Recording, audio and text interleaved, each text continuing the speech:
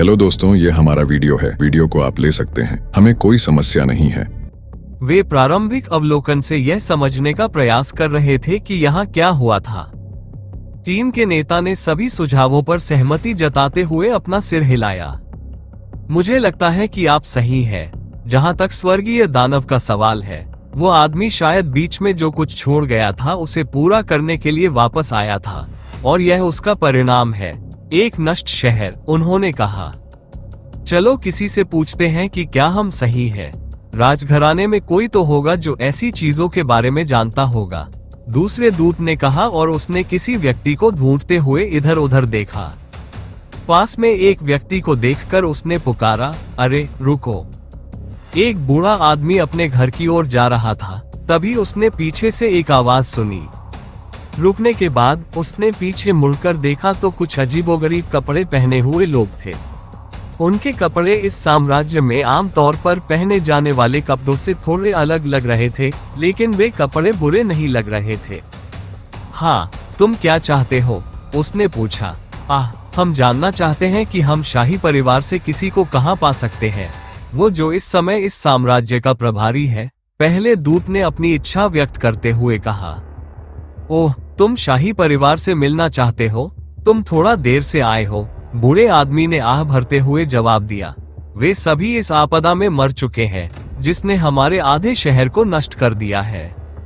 न केवल शाही परिवार बल्कि सभी कुलीन परिवारों के मुख्य सदस्य भी मर चुके हैं। क्या मैं पूछ सकता हूँ कि आप उनसे क्यों मिलना चाहते थे? उन्होंने पूछा। वे सब मर गए। तो फिर शहर का नेतृत्व कौन कर रहा है? हम उससे बात करना चाहते हैं, अमर विश्वदूत ने कहा। कोई नेता नहीं है, हम सब जैसे तैसे। हेलो दोस्तों, ये हमारा वीडियो है। वीडियो को आप ले सकते हैं, हमें कोई समस्या नहीं है। नॉवेल ऑफ किंग चैनल को सब्सक्राइब करें, लाइक, शेयर और ज्यादा से ज्यादा कमेंट करना। अगले पार्ट के लिए धन्यवाद। चीजों को संभाल रहे हैं। नहीं नेता, कोई बात नहीं। तो क्या आप हमारे सवालों का जवाब दे सकते हैं? दूत ने कहा। हम जानना चाहते हैं कि यहाँ क्या हुआ था। क्या आपके सम्राट ने किसी राक्षस से लड़ाई की थी? क्या हमारे सम्राट ने एक दानव के खिलाफ लड़ाई लड़ी थी? हाँ, हमारे बहादुर सम्राट को युद्ध में भाग लेने के बिना ही पहले ही क्षण में मार दिया गया, जैसे कि वह सम्राट नहीं बल्कि एक खिलौना था। बूढ़े व्यक्ति ने फिर से आह भरते हुए कहा। ओह, तुम्हारा मतलब है कि तुम्हारे सम्राट को उस दानव ने शुरू में मार दिया था और उसके बाद उसने शहर को नष्ट कर दिया? दूत ने पूछा। क्या दानव? दो लोग लड़ रहे थे। एक अजीब सा बच्चा शाही भोज में आया था और उसने सम्राट के दामाद को चुनौती दी थी। राजकुमार वारिस और अजीब से बच्चे के बीच लड़ाई ने सब कुछ नष्ट कर दिया। उस बच्चे ने ही सम्राट को मारा था, बूढ़े व्यक्ति ने उत्तर दिया। तुम्हारा मतलब है कि तुम्हारा सम्राट उस दानव के सामने एक सेकंड भी नहीं टिक सका, लेकिन तुम्हारा राजकुमार वारिस न केवल टिका रहा बल्कि उसके बराबर लड़ा, इतना कि यह विनाश हुआ? दूत ने आश्चर्य से पूछा। अब उसे गलतफहमी होने लगी थी। उसे लगा कि दामाद नेक आदमी है, जबकि अजीब बच्चा वह व्यक्ति था जिसका उल्लेख सम्राट ने दक्ष के रूप में किया था। सम्राट ने अपने पत्र में दक्ष का नाम और उसके द्वारा स्वर्गीय दानव पंखों का उपयोग करने के बारे में उल्लेख किया था, लेकिन उसने दक्ष के अपने दामाद होने के बारे में उल्लेख नहीं किया था, क्योंकि वह दक्ष से यथासंभव दूरी बनाए रखना चाहता था। वह नहीं चाहता था कि उसकी बेटी इसमें शामिल हो। ये सही है। शोर बंद होने से पहले दोनों के बीच कई घंटों तक लड़ाई होती रही और फिर वे दोनों गायब हो गए और जो आप देख रहे हैं उससे पीछे छोड़ गए। जब हम अपने छिपने के स्थान से बाहर आए तो दोनों में से कोई भी शहर में नहीं था, बूढ़े व्यक्ति ने कहा। छिपने से पहले उसने केवल दक्ष और वूलिया के बीच लड़ाई की शुरुआत देखी थी और पूरे समय वह लड़ाई का शोर सुनता रहा। दुर्भाग्य से उसे नहीं पता था कि बाद में लड़ाई दक्ष और किसी और के बीच थी। जहां तक वूलिया का सवाल है, वह सभी के छिप जाने के तुरंत बाद मारा गया। प्रथम दूत ने अन्य दूतों की ओर देखा और भौहें सिकोड़ी। क्या तुम सुन रहे हो कि मैं क्या कहना चाहता हूँ? एक इंसान ने स्वर्गीय दानव के खिलाफ लड़ाई लड़ी और इतने लंबे समय तक जीवित रहा। उसने पूछा, आखिर यह आदमी कौन था? या बेहतर सवाल ये होगा कि वह कौन था? हमारे राजकुमार वारिस का नाम दक्ष था। मेरा मानना है कि वह इस साम्राज्य की रक्षा के लिए उस बच्चे को मारते हुए युद्ध में मारा गया। वह वास्तव में एक बहादुर आत्मा था। बूढ़े व्यक्ति ने अपने दिल पर हाथ रखते हुए और आकाश की ओर देखते हुए कहा, मुझे उम्मीद है कि उसकी आत्मा को शांति मिलेगी। वह कारण है कि आधा शहर बच गया। जब बूढ़े व्यक्ति ने दक्ष को धन्यवाद दिया और उसकी आत्मा के लिए प्रार्थना की, तो वह ये भूल गया कि वह अजीब बच्चा पहले दक्ष के लिए आया था। अपने राजकुमार का नाम सुनकर दूतों को ऐसा लगा जैसे उन्हें बिजली का झटका लगा हो। दक्ष सम्राट का दामाद था। ये कैसे हो सकता है? दामाद वही स्वर्गीय दानव था जिसके बारे में सम्राट ने शिकायत की थी। क्यों? तुमने क्या कहा था उसका नाम? दामाद का नाम? उसने बूढ़े आदमी से फिर पूछा। राजकुमार वारिस दक्ष। शहर में हर कोई उसका नाम जानता है। वैसे भी मुझे देर हो रही है। मुझे लगता है कि मैंने तुम्हें इस घटना के बारे में जो कुछ भी पता है वह सब पहले ही बता दिया है।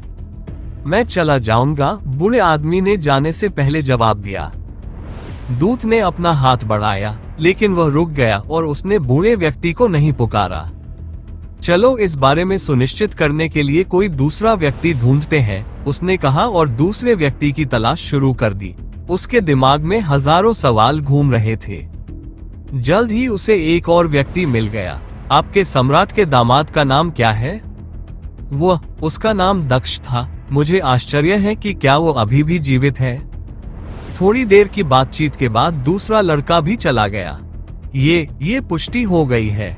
सम्राट का दामाद ही वह स्वर्गीय दानव था जिसके बारे में उसने बात की थी। उसने पत्र में दोनों के बीच के रिश्ते का उल्लेख नहीं किया। पहले दूत ने अपनी थोड़ी रगड़ते हुए कहा। उन्होंने कहा, मुझे लगता है कि अपने दामाद के यहाँ रहने के दौरान उन्हें पता चला कि वह एक दिव्य राक्षस है और उन्होंने हमें एक पत्र लिखा। तो फिर उसने ये क्यों कहा कि स्वर्गीय दानव भाग गया? दूसरे दूत ने उलझन में पूछा। शायद इसलिए कि वह आदमी चला गया था। मुझे पक्का पता करने दो, पहले दूत ने कहा, इससे पहले कि उसे कोई दूसरा व्यक्ति मिला, जो इस बार एक महिला थी। राजकुमार वारिस दक्ष, मेरा मानना है कि वह साम्राज्य के लिए लड़ा और मर गया, प्रथम दूत ने बूढ़ी महिला से कहा। वह जानता था कि यहाँ के लोग दक्ष को अपना हीरो मानते हैं, इसलिए वह उसका फायदा उठा रहा था। ठीक है, उसके बारे में क्या? बूढ़ी महिला ने पहले दूत से पूछा, उत्सुकता से कि वह किस बारे में बात कर रहा था। मैं जानना चाहता था, क्या उसने पिछले महीने किसी कारणवश इस साम्राज्य को छोड़ दिया था? प्रथम दूत ने पूछा। हाँ, यह सही है। राजकुमार वारिस और सम्राट के बीच कुछ विवाद हुआ था, जिससे राजकुमार वारिस नाराज हो गया था। वह सम्राट के बेटे का अपहरण करते हुए चला गया। बुढ़िया ने जवाब दिया। तुम इस बारे में क्यों पूछ रहे हो? उसने सम्राट के बेटे का अपहरण किया। क्या वह उसका दामाद नहीं था? वह अपने साले का अपहरण क्यों करेगा? क्या कोई कारण था? दूत ने पूछा। ऐसा इसलिए हुआ क्योंकि राजकुमार ने राजकुमार वारिस पर किसी गंभीर अपराध का झूठा आरोप लगाया था। हम सभी ने सोचा था कि राजकुमार वारिस दोषी है, यहाँ तक कि सम्राट भी। गुस्से में ऐसा हुआ, लेकिन राजकुमार वारिस वापस आया और उसने अपनी बेगुनाही साबित कर दी, महिला ने दक्ष से कहा। ओह, मदद के लिए शुक्रिया। बस इतना ही, आप जा सकती हैं, दूत ने महिला को जाने देते हुए कहा। उसे सभी जरूरी जवाब मिल गए थे।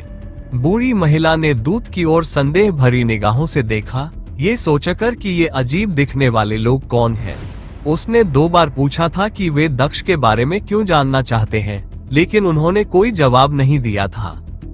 तुम उसके बारे में क्यों जानना चाहते हो? उसने तीसरी बार पूछा, लेकिन अब भी उसे कोई जवाब नहीं मिला। दूतों ने उसे पूरी तरह से नजरअंदाज कर दिया और वे अपने विचारों में खोए हुए चलते रहे। क्या आप भी मेरी तरह ही सोच रहे हैं? पहले दूत ने अपनी ठुड्डी रगड़ते हुए बाकी लोगों से पूछा। मैं ऐसा मानता हूँ, द्वितीय दूत ने कहा। ये दक्ष सम्राट लू का दामाद था। उस समय तक सब कुछ ठीक था, फिर तथाकथित फंसाया गया और दक्ष को अपनी शक्तियों का उपयोग करके वहां से चले जाने के लिए मजबूर होना पड़ा। यही वह समय था जब उसकी स्वर्गीय दानव विरासत सम्राट के सामने उजागर हुई, प्रथम दूत ने कहा। उसका मानना था कि दक्ष गलत था और दक्ष भाग गया था। उसने हमसे संपर्क करके जानकारी दी, जबकि दक्ष के साथ उसके रिश्ते के बारे में जानकारी छिपाए। ऐसा नहीं था कि स्वर्गीय दानव सम्राट से डर गया था और भाग गया था। वह सम्राट से नाराज था और चला गया, लेकिन उसने अपने ससुर को कोई नुकसान नहीं पहुंचाया, शायद अपनी पत्नी के कारण। उन्होंने कहा, अंततः वह वापस आया जब वह शांत हो गया और उसने अपनी बेगुनाही साबित कर दी तथा सम्राट के साथ तब तक रहने लगा जब तक कि कोई अन्य शत्रु उसे मारने नहीं आया। और यह सब हुआ, उन्होंने अंततः अपनी सटीक धारणा को पूरा करते हुए कहा। सवाल यह है कि जो दुश्मन दक्ष को चुनौती देने आया था, वह आसानी से पीक सेंट रियल्म सम्राट को मारने में सक्षम था। वह कौन था? तीसरे दूत ने पूछा। शायद वह कोई और स्वर्गीय दानव था। एक ही पक्ष के दो लोगों के बीच संघर्ष, यह कोई स्वर्गीय योद्धा नहीं हो सकता, अन्यथा हमें इसके बारे में जानकारी मिल जाती। प्रथम दूत ने भौहें सिकोड़ते हुए कहा।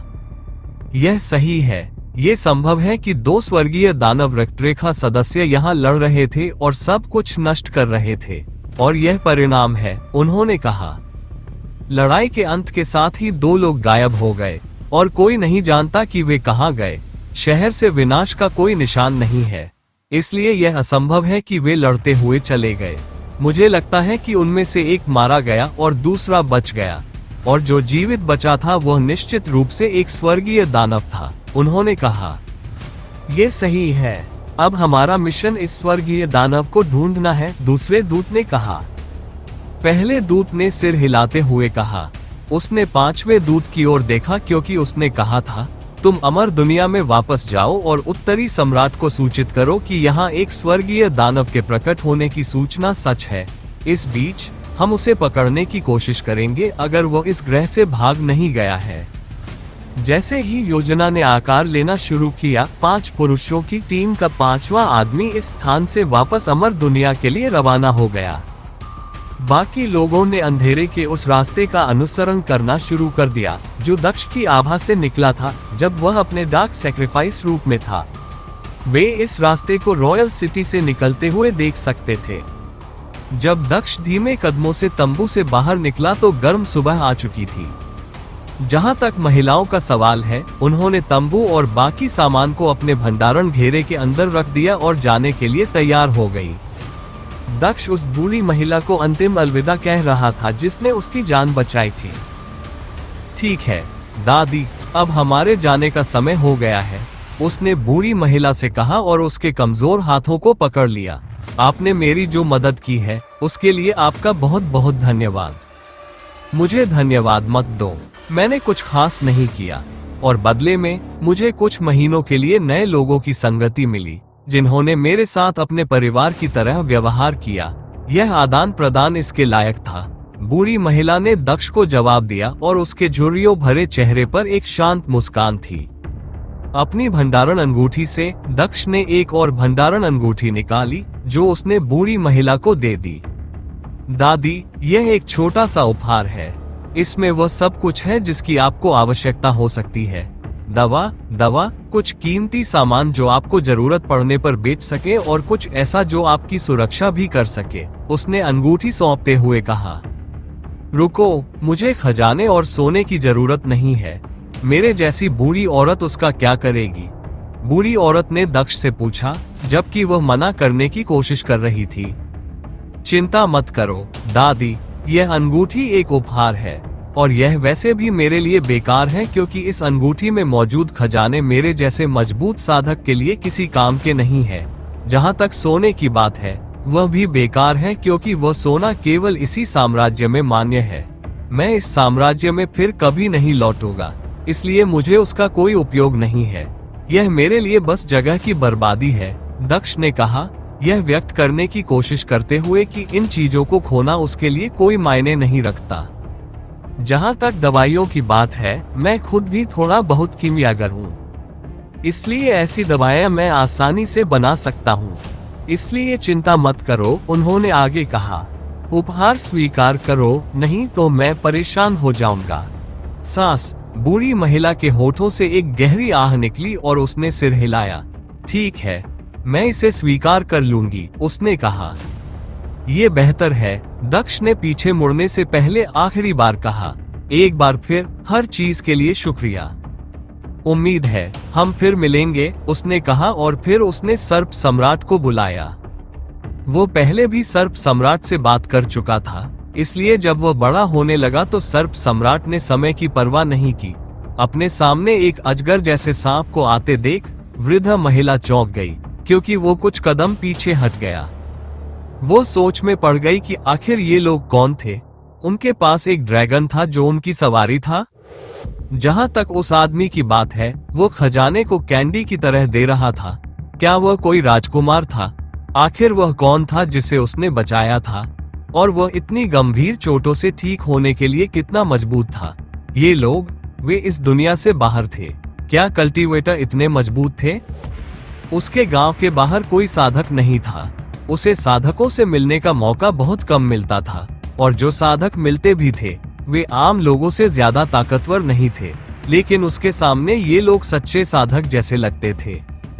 उसे अभी भी याद है कि कैसे मिंग्यू ने गांव में उस लड़के और उसके पूरे गिरोह को पीटा था जिसने उसके सामने अश्लील बातें करने की कोशिश की थी। वह भी मजबूत थी और उनकी बातचीत से ऐसा लग रहा था कि दक्ष उससे कहीं ज्यादा ताकतवर थी। ये लोग, उसके चेहरे पर मुस्कान फैल गई जब उसने उन बातों के बारे में सोचा जो उसके पहले हुई थी। उसे खुशी थी कि उसे ऐसे दयालु कृषकों से मिलने का मौका मिला जो उसके परिवार का हिस्सा बन गए, भले ही थोड़े समय के लिए। वो इन यादों को हमेशा संजो कर रखने वाली थी। उसने अपना हाथ धीरे से हिलाया जब उसने विशालकाय ड्रैगन जैसे जानवर को दक्ष और उसकी पत्नियों को ले जाते हुए देखा। मिंग्यू और झिकविंग ने भी हाथ हिलाकर जवाब दिया और कहा, काश हम फिर मिलते। दक्ष ही एकमात्र ऐसा व्यक्ति था जो हाथ नहीं हिला रहा था, क्योंकि वह पहले से ही कमजोर महसूस कर रहा था। वह अपनी मांसपेशियों में जो थोड़ी बहुत रिकवरी हुई थी उसे बचाना नहीं चाहता था। जल्द ही सांप सम्राट बुरी औरत की नजरों से ओझल हो गया। औरत मुस्कुराती हुई अपनी छोटी सी झोपड़ी में वापस चली गई। भगवान उन बच्चों को आशीर्वाद दें, बूढ़ी महिला ने अपने घर के अंदर प्रवेश करने से पहले आखिरी बार कहा। घर में प्रवेश करने के बाद वह बिस्तर पर बैठी और अंत में उसने उस घड़ी को देखा जो उसे दक्ष ने दी थी। दक्ष ने उसे ये भी बताया था कि इसे कैसे खोलना है। जैसे ही उसने इसे खोला, वह आखिरकार देख पाई कि दक्ष उसके लिए क्या छोड़कर गया था। जैसे ही उसने देखा कि वह क्या था, उसकी आंखें चौंक कर चौड़ी हो गई। इतने सारे खजाने और इतना सारा सोना। उसे विश्वास था कि उसकी 10 पीढ़ियां दोनों हाथों से खर्च कर सकती हैं और फिर भी उनके पास ये पैसा खत्म नहीं होगा। पैसे बहुत ज्यादा थे। मेरा बेटा इसलिए चला गया क्योंकि उसे पैसे और ऐशो आराम चाहिए था, और यहाँ मेरे पास बहुत सारा पैसा है लेकिन इसे बांटने वाला कोई नहीं है। कितना दुर्भाग्यपूर्ण है, बुढ़िया ने आह भरते हुए कहा। उसने अंगूठी को अपने बिस्तर के नीचे छिपा दिया, क्योंकि उसे एहसास था कि अगर वह सार्वजनिक स्थानों पर इस अंगूठी को पहनेगी तो वह मुसीबत में फंस जाएगी। वो महिला बहुत अच्छी थी। मुझे ऐसे लोगों को देखकर खुशी हुई, अन्यथा हम सभी बदमाशों और बुरे लोगों से मिलते हैं, झिकविंग ने दक्ष से कहा, जबकि वो ताजी हवा में सांस लेते हुए आगे देख रही थी। सच है, वो एक अच्छी महिला थी। उसने मेरी जान बचाई, फिर भी उसमें कोई लालच नहीं था। जब मैंने उसे अंगूठी दी तो उसने अंदर देखने की भी जहमत नहीं उठाई। तब मुझे एहसास हुआ कि वह पैसे के लिए कुछ नहीं कर रही थी, दक्ष ने मुस्कुराते हुए कहा। सच है, अगर वह कोई लालची व्यक्ति होता तो वह मेरी बात सुनना बंद कर देता और अंगूठी में झांकता। हमारे जाने के बाद भी उसने नहीं देखा। मुझे संदेह है कि वह कभी भी अंगूठी में छोड़ी गई आपकी संपत्ति का उपयोग करेगी। वह अंगूठी शायद उसकी झोपड़ी के किसी पुराने कोने में पड़ी रहेगी जब वह अपना पुराना जीवन जिएगी और मर जाएगी, मिंग्यू ने सहमति जताई। ये तो उसे ही तय करना है, लेकिन हाँ, अगर मैं भविष्य में कभी इस जगह पर वापस आऊंगा तो मैं निश्चित रूप से उससे मिलने जाऊंगा, दक्ष ने कहा, और वह अपने गंतव्य तक पहुंचने के लिए प्रतीक्षा करते हुए सर्प सम्राट की पीठ पर लेट गया। अमर दुनिया के 5 दूत 4 हो गए थे, क्योंकि वे दक्ष द्वारा छोड़ी गई अंधेरी आभा का पीछा कर रहे थे। वे यात्रा करते समय डार्क ऑरा का ध्यानपूर्वक अनुसरण करते थे, ये सुनिश्चित करते हुए कि वे कोई गलती न करें। हालांकि इससे उनकी गति धीमी हो गई, लेकिन उन्होंने इसकी परवाह नहीं की। उनकी यात्रा कई दिनों तक जारी रही और वे दक्ष के रास्ते कई शहरों और जंगलों से होकर गुजरे। वे रास्ते में खाने या आराम करने के लिए भी समय नहीं निकालते। वास्तव में वे 5वें दिन ही हवा में रुके। अजीब बात है, यह आभा यहीं रुकनी चाहिए, और इसके बाद उसका कोई पता नहीं है, दूतों में से एक ने भौहें सिकोड़ते हुए कहा। चारों दूत यह सोचते हुए नीचे जाने लगे कि क्या हुआ होगा। क्या उसने अपनी आभा को छिपाने के लिए किसी ताबीज का इस्तेमाल किया था, या फिर यहां से इस दुनिया से दूर टेलीपोर्ट हो गया था? एक अन्य ने संभावना जताई। जमीन पर उतरते ही पहले दूत ने अपना सिर हिलाकर इस संभावना को खारिज कर दिया। मुझे ऐसा नहीं लगता, इसे देखो, खून। उसने जमीन पर पड़े खून के निशानों की ओर इशारा करते हुए कहा। मुझे लगता है कि मेरे पास एक सिद्धांत है। 2 स्वर्गीय राक्षसों के बीच लड़ाई, एक मारा गया और दूसरा भाग गया। उम्मीद है कि दक्ष, उसने कहा और अपने घुटनों को मोड़ा और अपनी उंगली जमीन पर रख दी। जहां तक दूसरे दिव्य दानव का सवाल है, वो बहुत घायल था, लेकिन उस हालत में भी वो इतनी दूर चला आया। यह वह जगह थी जहां वह और अधिक सहन नहीं कर सका और गिर पड़ा, बेहोश हो गया या यहाँ तक कि मर भी गया, उन्होंने सुझाव दिया। अन्य दूत भी उसके साथ सहमत दिखे और उन्होंने अपना सिर हिलाया। संभव है, इससे सब कुछ स्पष्ट हो जाएगा। जैसे ही वह गिरा, उसकी आभा बंद हो गई। शायद वह यहीं मर गया? नहीं, ऐसा लगता है कि किसी ने उसके शरीर को यहाँ से खींच लिया है। हमें खून का पता लगाना होगा, पहले दूत ने कहा और उस दिशा में चलने लगा जहां बूढ़ी महिला दक्ष को ले गई थी। चूंकि महिला वृद्ध थी और दक्ष उसके लिए भारी था, इसलिए उसे थोड़ा घसीटना पड़ा, जिसके कारण ये निशान रह गए जिनका दूतों द्वारा अनुसरण किया जा रहा था। खून के निशान उन्हें सीधे बूढ़ी औरत की झोपड़ी तक ले जा रहे थे। दक्ष डू साम्राज्य में पहुंच गया था, जहां उसने पहली बार इस दुनिया में कदम रखा था। इस साम्राज्य का शाही महल वह जगह थी जहां एक पोर्टल था जो इस दुनिया और दुनिया को जोड़ता था, जो उसकी मंजिल थी। समस्या ये थी कि वो अभी भी अपने 100% पर नहीं था, और पोर्टल तक पहुंचने के लिए उसे कई सुरक्षाओं से होकर गुजरना पड़ा, और अगर वो सम्राट डू या उसके बेटे से टकराता तो यह अराजकता होने वाली थी। दक्ष आखिरकार डू साम्राज्य में पहुंच गया, लेकिन रुक गया। वो सांप सम्राट पर बैठा रहा, जो एक चक्र में उड़ रहा था। चलो, फैसला करो, हमें साम्राज्य में प्रवेश करना है या नहीं? मैं थक गया हूँ, सर्प सम्राट ने शिकायत की, क्योंकि उसने उसी स्थान पर अपना 97वां चक्कर लगाया था। बिल्कुल नहीं, तुमने वादा किया था, जेक्विंग ने दक्ष से सख्ती से कहा।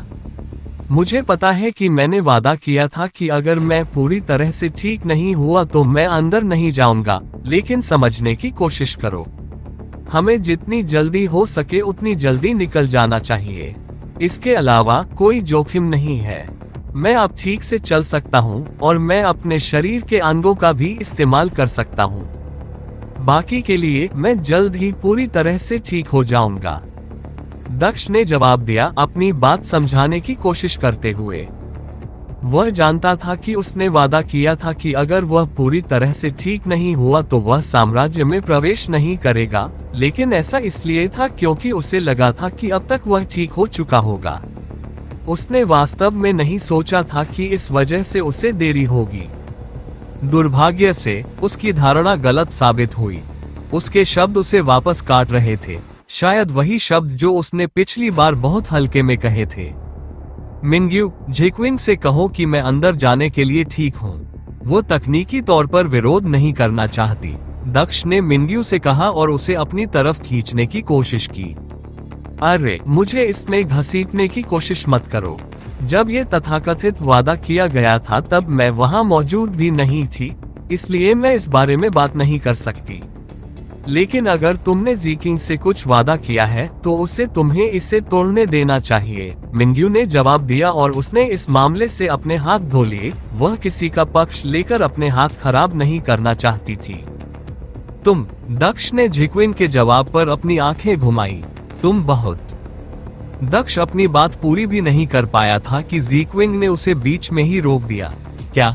क्या तुम्हें नहीं पता वो अच्छी है और वादा तोड़ने की कोशिश करने के लिए तुम्हें दोषी न ठहराकर तुम्हारा साथ दे रही है। मिंग्यू ने ज़ीकी की बातें सुनकर हंसना शुरू कर दिया क्योंकि उसे निशाना मिल गया था। मिंग्यू कुछ नहीं बोल रही थी क्योंकि वह जानती थी कि दक्ष यहाँ नुकसान में है क्योंकि उसने ही वादा किया था। आह ठीक है, मैं तुम्हें सच बताऊंगा, हारकर दक्ष ने कहा और आखिरकार उसने हार मान ली और बोलना शुरू कर दिया।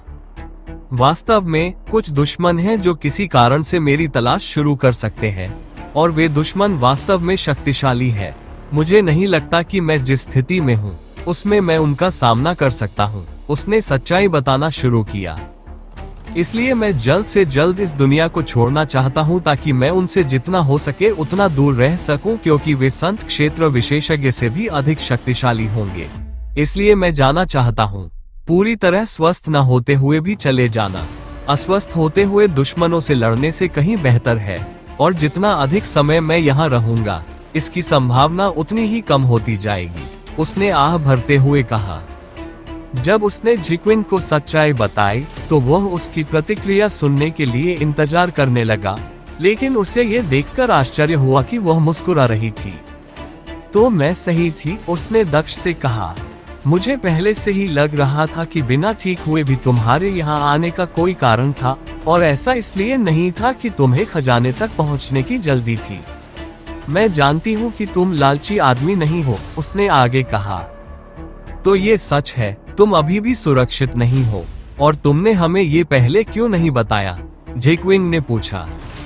मैं आप सबको अनावश्यक रूप से परेशान नहीं करना चाहता था, दक्ष ने आह भरते हुए कहा। तुम बेवकूफ हो, तुम हमेशा इस बारे में क्यों चिंता करते हो? तो क्या हुआ अगर हम थोड़ा चिंतित हो गए? कम से कम हम स्थिति से अवगत होंगे। अभी के विपरीत, जेक्विन ने दक्ष को डांटा और जवाब दिया। यदि आप हमें सच बताने में संकोच नहीं कर सकते तो क्या हम बेकार नहीं हैं? मिंग्यू ने भी कहा। यह सही है, अगर हम आपकी चिंताओं को साझा नहीं कर सकते तो हम यहाँ किस लिए हैं? क्या हम आपके करीबी भी हैं या नहीं? ज़ीकिंग ने दक्ष से पूछा। बेशक तुम मेरे करीब हो, बस इतना ही। ओफ ठीक है, मेरे पास अभी कोई अच्छा स्पष्टीकरण नहीं है। मुझे लगता है कि तुम मेरे व्यक्तित्व को दोष दे सकते हो, दक्ष ने जवाब दिया और उसने अपनी नजरें छिपाते हुए दूसरी तरफ देखना शुरू कर दिया। ठीक है, चूंकि इस मामले में जाना महत्वपूर्ण है, इसलिए मैं तुम्हें अपना वादा तोड़ने की अनुमति देती हूँ, लेकिन केवल तभी जब तुम बदले में एक और वादा करो कि तुम इसे नहीं तोड़ोगे, जिक्विन ने कहा और उसने अपने हाथों को ऐसे मोड़ लिया जैसे वह माँ हो और दक्ष बच्चा हो।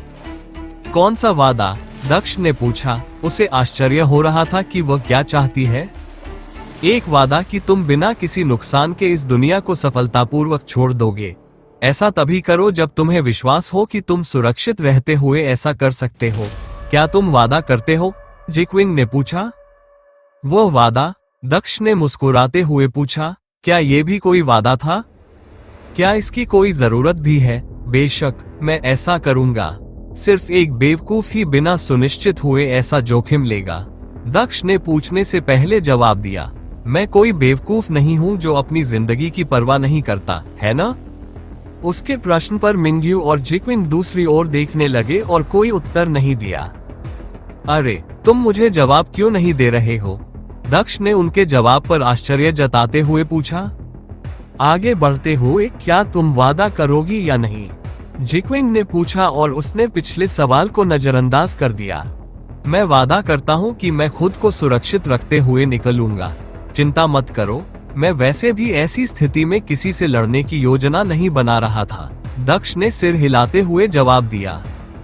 जब मिंग्यू और दक्ष के बीच समझौता हुआ तो उनमें से एक ऐसा था जो बाकी सभी से ज्यादा खुश था। सर्प सम्राट बहुत उत्साहित था। अंततः वो चलने में सक्षम हो गया। आखिरकार तुम दोनों सहमत हो गए। 100वें चक्र पर ये राजा इस यातनापूर्ण और दुष्चक्र से मुक्त हो गया है। मैं आखिरकार आगे बढ़ सकता हूँ, उसने उत्साह से कहा और शहर की ओर उड़ना शुरू कर दिया। रुको, तुम हिल नहीं सकते, दक्ष ने सांप सम्राट को रोकते हुए कहा। हम क्यों नहीं? क्या तुम अब अंदर नहीं जाना चाहते? चलो, अपने बॉस के साथ इस तरह से मत उलझो। सांप सम्राट ने चिल्लाया, लेकिन वह फिर भी रुक गया। मैं 2 बातें कहना चाहता हूँ। पहली बात, तुम मेरे बॉस नहीं हो, और दूसरी बात, तुम शहर में प्रवेश नहीं कर सकते। तुम्हारे साथ उस जगह में प्रवेश करना एक बड़े साइन बोर्ड के साथ प्रवेश करने जैसा है कि दक्ष यहाँ है। दक्ष ने सांप सम्राट से कहा, पिछली बार से अलग अब स्थिति अलग है। हमें इस बार चुपके से काम करना होगा। हेलो दोस्तों, ये हमारा वीडियो है। वीडियो को आप ले सकते हैं, हमें कोई समस्या नहीं है। नॉवेल ऑफ किंग चैनल को सब्सक्राइब करें, तो लाइक, शेयर और ज्यादा से ज्यादा कमेंट करना। अगले पार्ट के लिए धन्यवाद। ताकि डू के सम्राट के साथ कोई टकराव न हो। पहले से अलग, इस बार मैं उससे लड़ने की स्थिति में नहीं हूँ, उन्होंने आगे बताया। तो फिर तुम मुझे क्यों इधर उधर घुमा रहे थे? अगर तुम ये बहस हार जाते तो तुम अंदर नहीं जाते। अगर तुम जीत जाते तो तुम मेरे साथ अंदर नहीं जाते। हम सभी को बहुत पहले ही उतर जाना चाहिए था। कम से कम मैं तुम्हारी नोकझोंक मेरा मतलब है तुम्हारी बातचीत का आनंद तो ले सकता था, जब उसमें मेरी कोई हिस्सेदारी नहीं थी। सांप सम्राट ने दक्ष से पूछा जब वह नीचे जाने लगा। कुछ ही देर बाद वो उसी जगह पर उतरा जहां दक्ष और लड़कियां उतरी थी, क्योंकि यह बिल्कुल मनोरंजन पार्क की सवारी की तरह था, गोल गोल घूमना। और यह मुझे तत्परता का एहसास दिलाता है जो मेरे मामले का वजन उठाने के लिए महत्वपूर्ण था। जब सभी लोग नीचे उतर गए तो आखिरकार दक्ष ने स्नैक सम्राट को जवाब दिया, वैसे भी केवल आप ही नहीं बल्कि अन्य लोग भी, कोई भी मेरे साथ नहीं जा रहा है। मैं अकेला ही जाऊंगा क्योंकि मैं टेलीपोर्टेशन का बहुत अधिक उपयोग करने वाला हूँ। उन्होंने आगे कहा, रुको, हम तुम्हारे साथ नहीं आ रहे हैं। मिंग्यू ने आश्चर्यचकित होकर दक्ष से पूछा, तुम नहीं हो? नहीं, जी किंग है। जैसा कि मैंने कहा, मुझे अपनी चाल में तेजी दिखानी होगी और टेलीपोर्ट करना होगा। तुम सबके साथ यह असंभव हो जाएगा, दक्ष ने समझाया। जेक्विन ने अपना मुंह खोला और कुछ कहने की कोशिश की, लेकिन कोई परंतु नहीं। अगर मैं बिना किसी विवाद में पड़े निकलना चाहता हूँ तो यह महत्वपूर्ण है, दक्ष ने जेक्विन की बात को बीच में ही काटते हुए कहा। ठीक है। दक्ष के तार्किक तर्क के आगे कोई और रास्ता न बचते हुए जेक्विन और मिंग्यू अंततः सहमत हो गए। अच्छी लड़कियां, किसी बात की चिंता मत करो, मैं जल्द ही इस दुनिया से चला जाऊंगा, दक्ष ने दोनों महिलाओं को गले लगाते हुए कहा और फिर बिना ज्यादा बात किए उन्हें वापस भेज दिया। यहाँ समय का बहुत महत्व था। उसे कोई अंदाजा नहीं था कि अमर दुनिया के दूत यहाँ थे या नहीं, इसलिए वह सिर्फ यही मानकर चल रहा था कि वे पहले से ही यहाँ हैं और वे उसकी तलाश में हैं। इस विचार को ध्यान में रखते हुए वह यहाँ से जितनी जल्दी हो सके निकल जाना चाहता था। क्या मैं फिर से दुपट्टा बन जाऊं? तब मैं टेलीपोर्टेशन पर तुम्हारे साथ चल सकता हूँ? स्नैक मोनाक ने अचानक पूछा जब उसने दक्ष को अपनी ओर बढ़ते देखा। वो वापस नहीं जाना चाहता था। दक्ष को सांप सम्राट के सुझाव पर आश्चर्य हुआ, लेकिन यह उचित लग रहा था। दिलचस्प सुझाव, और मैं इसकी अनुमति भी दे सकता हूँ, लेकिन केवल तभी जब तुम इस दौरान अपना मुंह बंद रखने के लिए सहमत हो। बेशक मैं ऐसा करूंगा। मैं सबसे कम बोलने वाला व्यक्ति हूँ जिसे मैं जानता हूँ। मेरी चिंता मत करो, तुम्हें पता भी नहीं चलेगा कि मैं वहां हूँ, सांप सम्राट ने निर्लजता से उत्तर दिया। ठीक है, इससे छोटा हो जाओ, दक्ष ने जम्हाई लेते हुए अपनी बाहें फैलाते हुए कहा। सर्प सम्राट छोटा हो गया और दक्ष के कंधे पर लिपट गया, दुपट्टे की तरह। चलो अब चलते हैं, चलो उन लोगों को दिखाते हैं कि उनका बचाव कितना बेकार है, स्नैक मोनाक ने दक्ष से धूर्तता से कहा। क्या तुमने नहीं कहा था कि तुम सबसे शांत व्यक्ति हो? मैं ये बताना भूल गया, लेकिन यह एक अच्छा मजाक था। तुम और मौन एक ही वाक्य में, यह ऐसा है जैसे तुम और दिमाग एक ही वाक्य में इस्तेमाल हो रहे हो, दक्ष ने कहा और उसने अपनी आंखें घुमाई और फिर अपना हाथ सामने की ओर उठाया। जैसे ही उसने अपना हाथ उठाया, एक टेलीपोर्टेशन पोर्टल उसके सामने प्रकट हुआ। अब उसके पास 2 लंबी दूरी के टेलीपोर्टेशन उपलब्ध थे, क्योंकि वह अपने नियमों का सही तरीके से उपयोग करने में सक्षम था, और चूंकि वह पहले भी रॉयल सिटी ऑफ डू के अंदर जा चुका था, इसलिए उसे यात्रा करने की जरूरत नहीं थी, क्योंकि वह अपने कौशल का उपयोग करके टेलीपोर्टेशन पोर्टल से गुजरने में सक्षम था। जैसे ही दक्ष ने पोर्टल के अंदर प्रवेश किया, वो नजरों से ओझल हो गया। शाही शहर डू के एक अज्ञात कोने में एक और द्वार खुला, जिसमें से एक व्यक्ति बाहर निकला। पोर्टल से बाहर निकलते हुए दक्ष ने चारों ओर देखा। ड्यू का शाही शहर, मैं वापस आ गया हूँ, उन्होंने हाथ हिलाते हुए कहा, जिससे एक मुखौटा प्रकट हुआ। उसने अपने चेहरे पर शरारत का मुखौटा लगाया, अपने चेहरे को सही ढंग से छिपाने के लिए अपना रूप बदला, क्योंकि उसका चेहरा शायद यहाँ के कुछ प्रभावशाली लोगों को पता था। किसी को उसे पहचानने से रोकना और सूचना के प्रवाह को नियंत्रित करना उसके लिए अधिक महत्वपूर्ण था। दुनिया के एक अलग कोने में चारों दूत अभी भी उस व्यक्ति का खून खोज रहे थे जिसे वे दक्ष मान रहे थे। वे दक्ष की काली आभा का पता लगाने आए थे, जिसे उसने यात्रा करते समय छोड़ा था। हालांकि वह कभी कभी टेलीपोर्ट करता था, लेकिन उसका टेलीपोर्टेशन आमतौर पर कम दूरी का होता था, जिससे दुश्मनों के लिए उसका पता लगाना मुश्किल नहीं होता था। जब दक्ष का काला बलिदान रुका, तभी वह काली आभा रुकी और उसका रास्ता रुक गया। लेकिन तब भी दूत एक और रास्ता खोजने में कामयाब रहे, जो उन्हें उस बूढ़ी महिला की झोपड़ी तक ले जा रहा था जहां दक्ष का इलाज किया गया था। थोड़ी पैदल यात्रा के बाद वे उस स्थान पर पहुंच गए। उनके सामने एक छोटी सी लकड़ी की झोपड़ी दिखाई दी।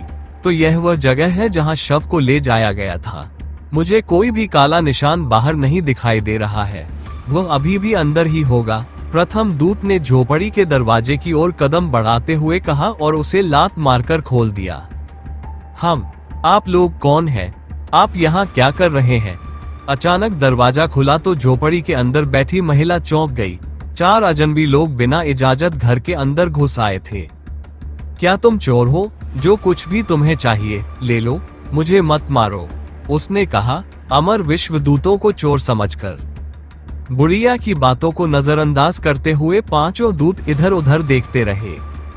अजीब बात है, इस बूढ़ी औरत के अलावा यहाँ कोई और नहीं है, नहीं कोई शव है, तीसरे दूत ने कहा, और यह बात स्पष्ट थी, जो यहाँ मौजूद सभी लोगों की आंखों के सामने थी।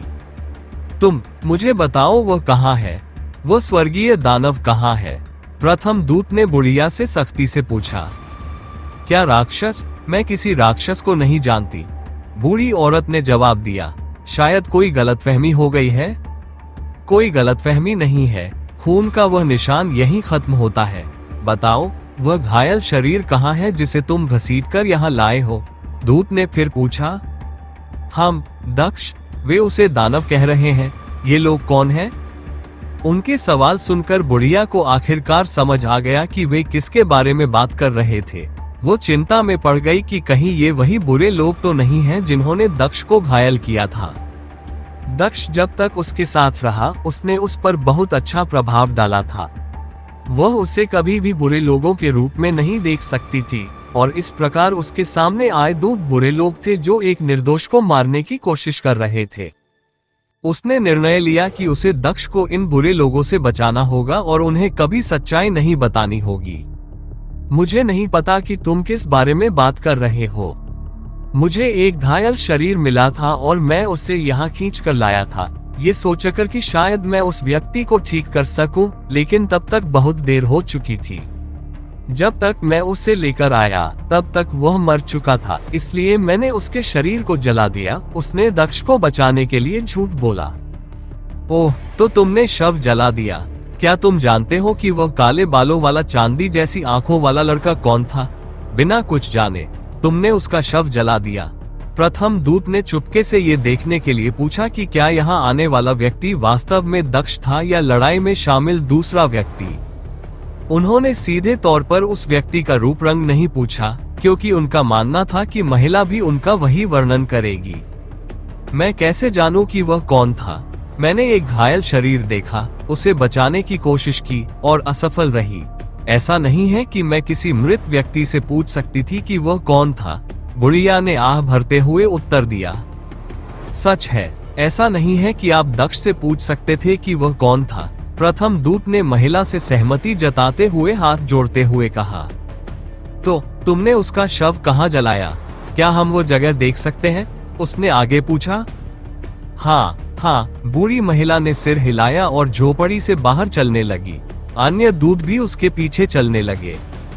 तुम उसके घर जाकर देखो कि क्या तुम्हें दक्ष के बारे में कुछ संदिग्ध लगता है, प्रथम दूत ने चौथे दूत से कहा, ये सुनिश्चित करते हुए कि बूढ़ी औरत ने उनकी बातें नहीं सुनी। बिना दोबारा पूछे चौथा दूत धीरे धीरे पीछे मुड़ा और समूह से अलग होकर वापस चलने लगा। वो उस महिला की छोटी सी झोपड़ी के पास वापस गया और अंदर प्रवेश कर अपनी खोज शुरू की।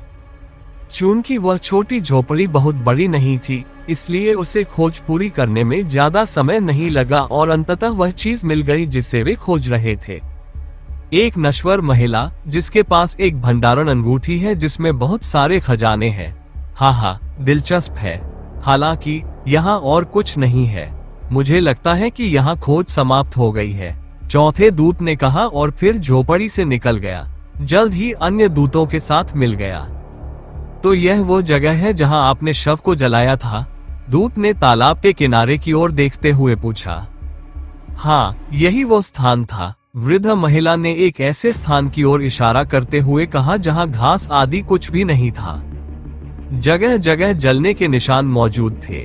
ओह, मुझे यहाँ कोई राख नहीं दिख रही है। क्या यहाँ कुछ नहीं होना चाहिए? प्रथम दूत ने भौहें सिकोड़ते हुए पूछा। आप इसे कैसे देखेंगे? मैंने इसे साफ कर दिया क्योंकि मैं इसे यहाँ नहीं चाहती थी। राख पहले से ही पानी में मिल गई होगी, बूढ़ी औरत ने मासूमियत से कहा।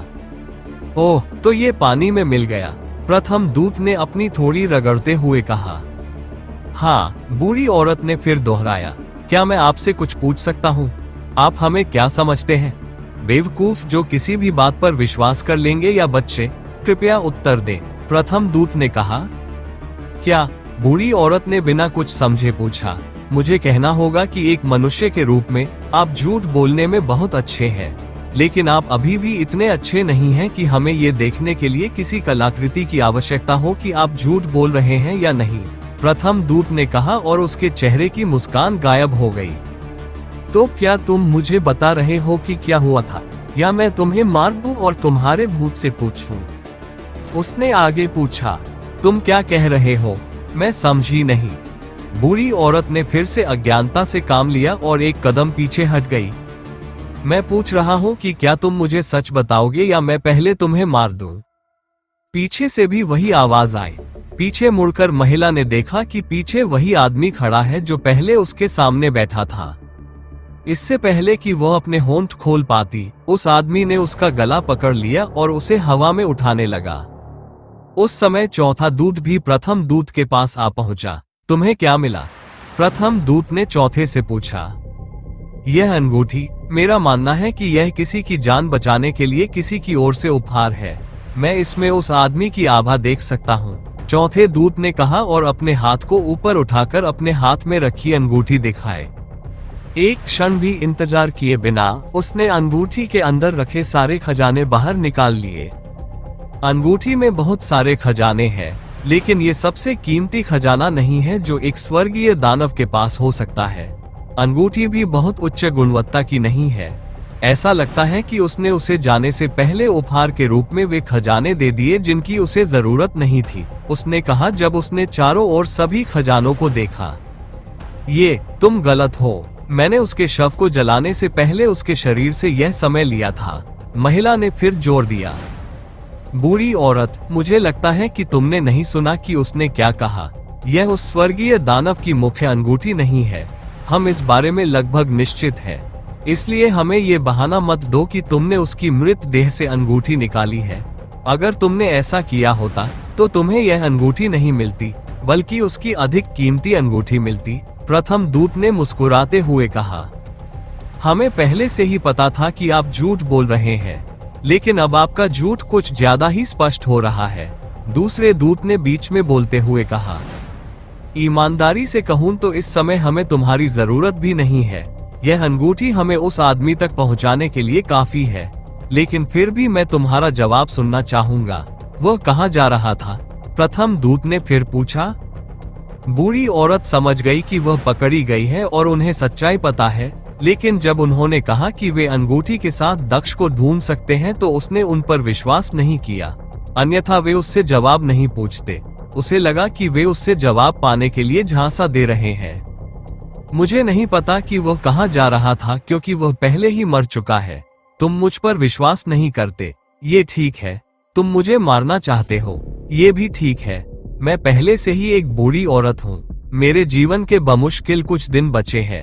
अपना सबसे बुरा करो, उसने कहा, अभी भी जोर देकर कह रही थी कि दक्ष मर चुका है, अपने जीवन की परवाह किए बिना। तो तुमने एक स्वर्गीय दानव का साथ देने का फैसला किया है। बहुत बुरा हुआ। तो फिर नरक में जाकर खूब मौज करो, वही जगह जहां हम उस स्वर्गीय दानव को जल्द ही भेजने वाले हैं, प्रथम दूत ने कहा और अपनी पकड़ को थोड़ा और मजबूत किया तथा अपनी हथेली को कसते हुए महिला की गर्दन को कुचल दिया। जैसे ही उसकी गर्दन कुचली गई, महिला की मौत हो गई। उसे अभी भी यकीन नहीं हो रहा था। उन्होंने वास्तव में उसे मार डाला। क्या इसका मतलब ये था कि जब उन्होंने कहा कि वे अंगूठी के साथ दक्ष का पता लगा सकते हैं तो वे झूठ नहीं बोल रहे थे?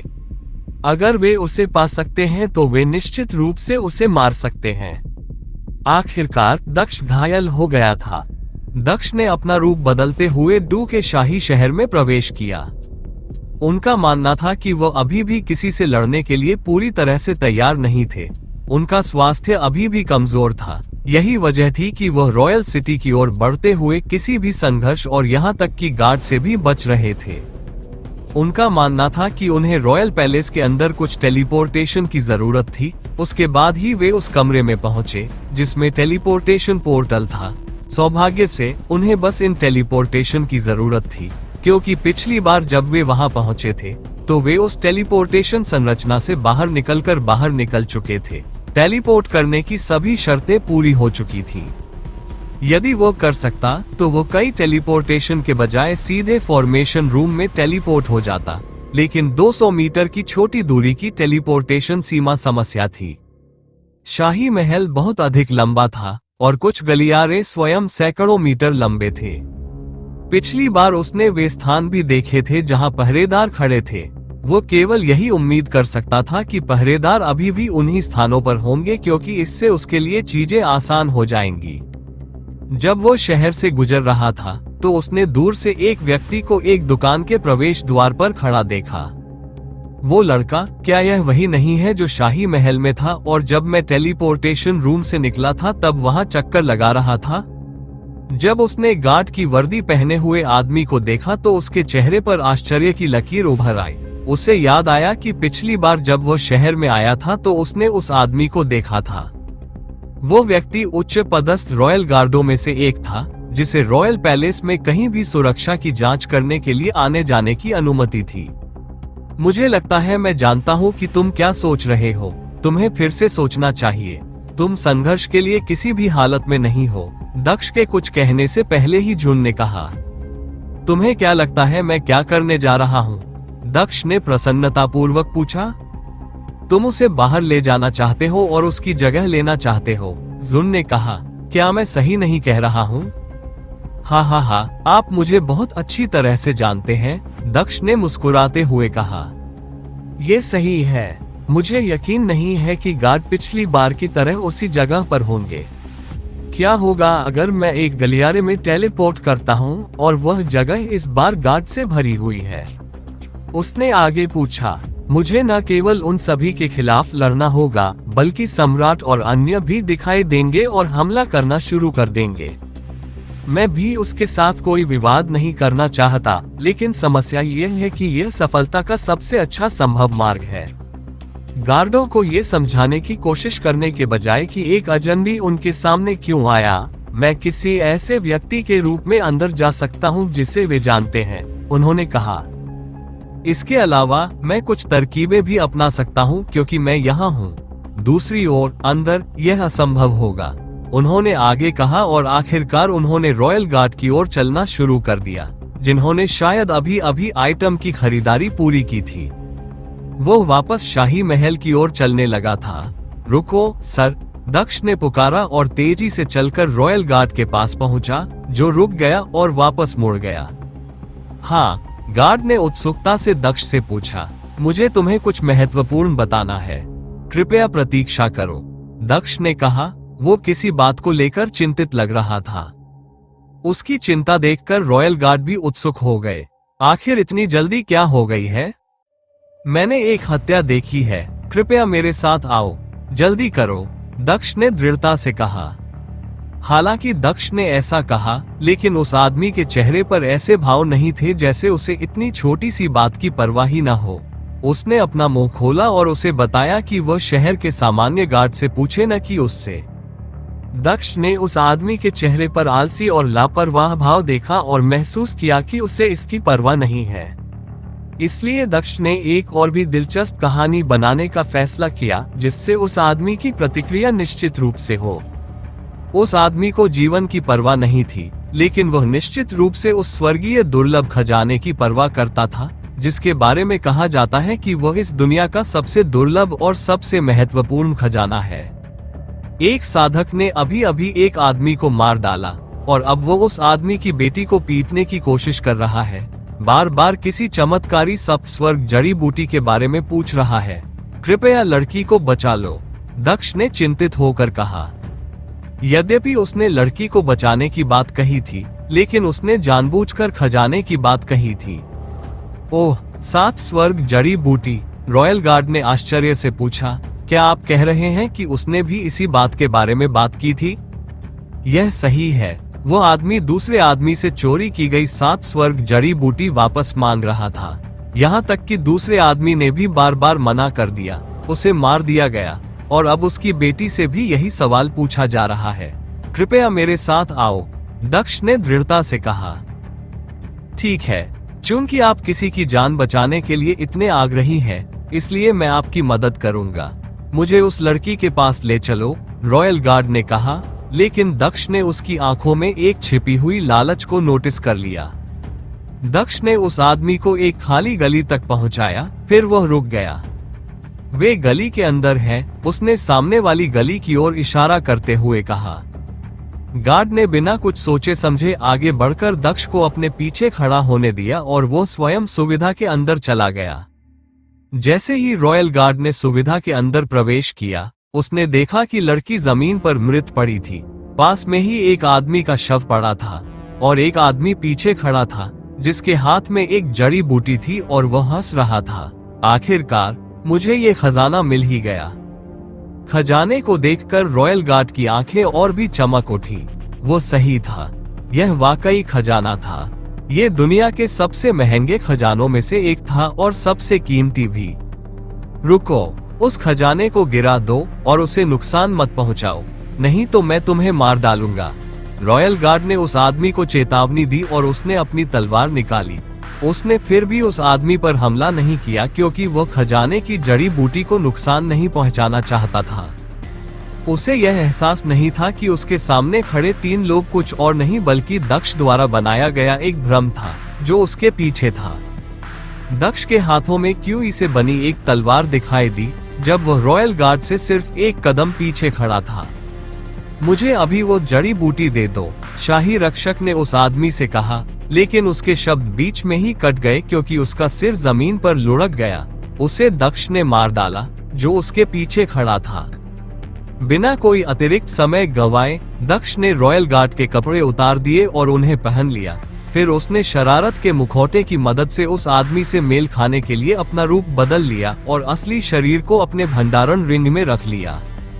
रॉयल पैलेस की ओर चलने से पहले दक्ष ने रॉयल गार्ड के कपड़े पहने। जैसे ही वो महल में पहुंचा, दक्ष ने टेलीपोर्ट नहीं किया। इसके बजाय वो सीधे मुख्य प्रवेश द्वार से निकल गया। जहां तक महल के प्रवेश द्वार पर खड़े पहरेदारों का प्रश्न है, उन्होंने न केवल उसे रोका, बल्कि उसका अभिवादन भी किया और उसका स्वागत भी किया। सब कुछ इतनी सहजता से हुआ कि यह कुछ असाधारण सा लगा। वो आराम से महल के अंदर चला गया और पोर्टल रूम की ओर बढ़ा, ऐसा दिखावा करते हुए जैसे वह ये देखने के लिए दौरे पर था कि सब कुछ ठीक है या नहीं। दक्ष को भी थोड़ी राहत महसूस हुई जब वह गार्डों की स्थिति देखकर आगे बढ़ा। तो यहाँ और भी गार्ड है और उनकी स्थिति थोड़ी अलग है। ऐसा लगता है कि मैंने जो निर्णय। हेलो दोस्तों, ये हमारा वीडियो है। वीडियो को आप ले सकते हैं, हमें कोई समस्या नहीं है। नॉवेल ऑफ किंग चैनल को सब्सक्राइब करें, तो लाइक, शेयर और ज्यादा से ज्यादा कमेंट करना। अगले पार्ट के लिए धन्यवाद। लिया वो सही था। अगर मैं टेलीपोर्ट होता तो मैं उनसे ठीक पहले उतर जाता।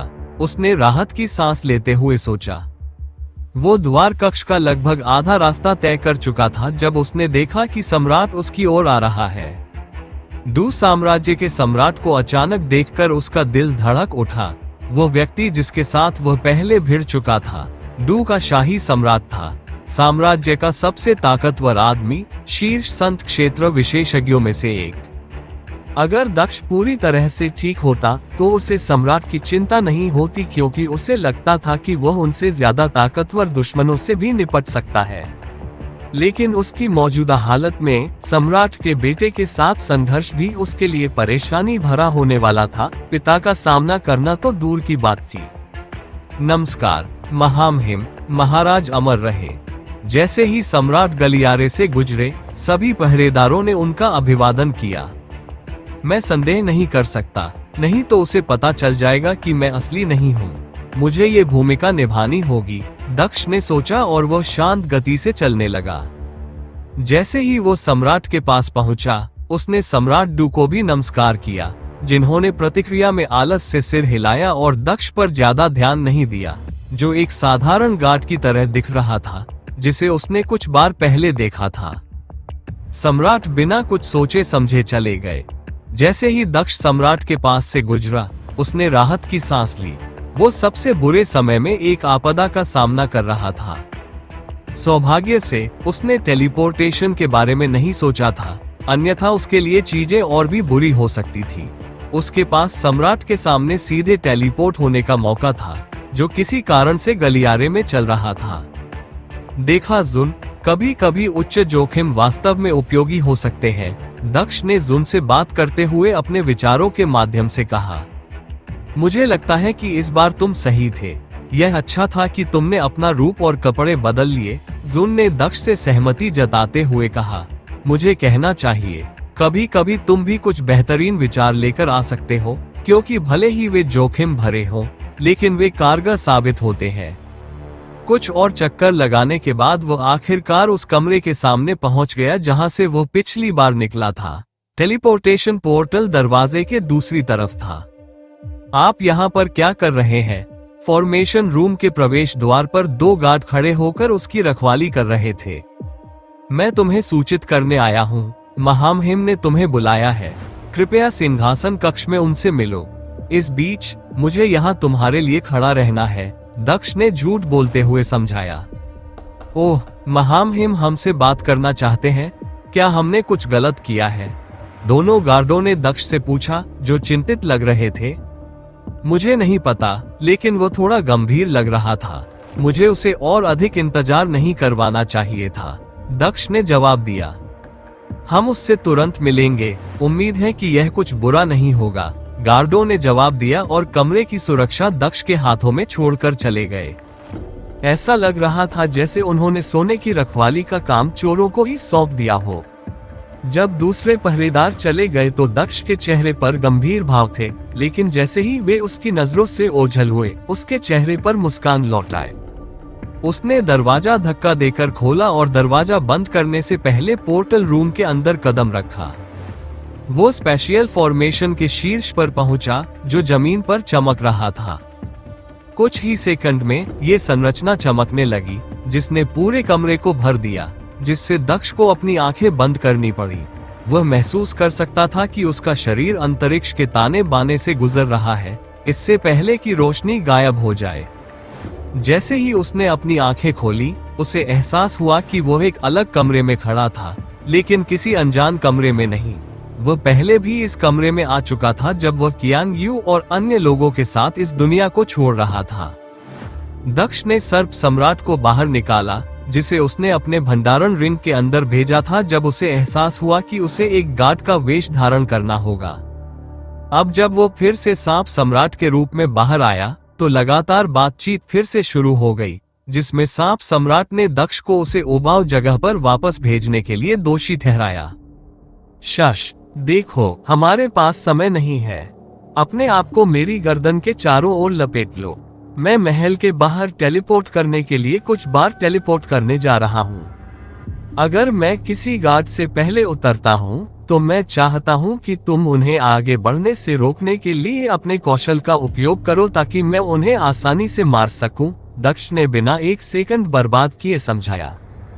उन्होंने आगे कहा, मैं पहले से ही थोड़ा थक गया हूं, इसलिए मुझे मेरे शब्द दोहराने के लिए मजबूर न करें। ठीक है, चूंकि इस सम्राट का दाहिना हाथ मदद मांग रहा है, इसलिए ये दयालु भगवान आपकी मदद करेगा, सर्प सम्राट ने गर्व से कहा और खुद को दक्ष की गर्दन के चारों ओर लपेट लिया और उसके कंधे पर आराम किया।